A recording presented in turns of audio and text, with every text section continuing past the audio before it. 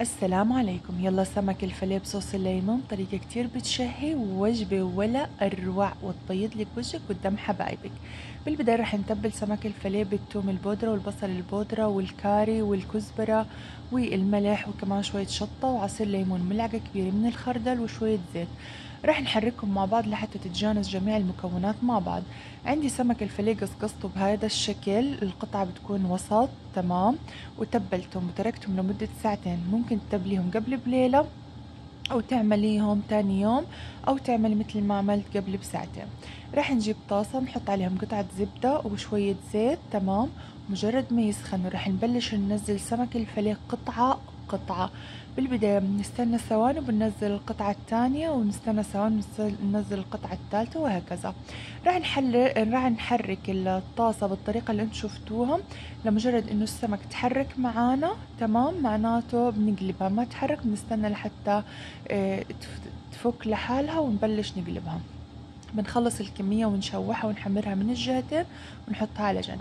بنفس الطاسة رح أرجع أحط قطعة زبدة وشوية زيت وأحمر فيها 5 فصوص من الثوم، ملعقة من هريسة الشطة، ونحركهم كتير منيح. لمجرد ما تطلع ريحتهم رح نضيف عليهم عصير حبتين من الليمون وكوبايتين من المية، عليهم معلقة من النشا صغيرة وشوية شرايح الليمون. عندي كانوا صوص سندقير خففته كمان بشوية مية وحركتهم كتير منيح، وضفت عليهم شوية من الشبت ورشة ملح، زبطت ملح وحطيت رشة الملح. رجعت سمك الفيليه على الصوص اللذيذ هذا وتركتهم من 3 ل5 دقايق لحتى ياخدوا نفس النكهة. زادت عندي شوية شبت حطيتهم وتركتهم على جنب. جهزت جنبهم رز بالكاري، عندي كوب رز بسمتي قلبته منيح حمصته بالزيت، بعدين حطيت عليهم البهارات ملح وفلفل أسود وملعقة كبيرة من الكاري وكوبايتين من الشوربة أو مكعب الماجي حسب المتوفر عندك، وبتركهم لحتى يستووا ويتفلفل معانا بهذا الشكل.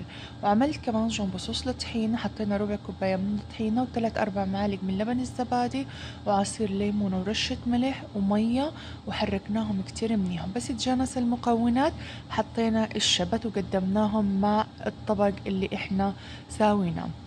للأمانة وصفة لذيذة بتستاهل تعبها وبتستاهل إنه الواحد يقوم يعملها. للأمانة وصفة كان عنده ضيوف وعملتها وكانت بتجنن، وطبعا نسيت أصور لكم اللقمة فصورت لكم بالزيادة اللي ضايلة. للأمانة بتشهي، جربوها وادعولي، وبالعافية عليكم يا رب. مع السلامة.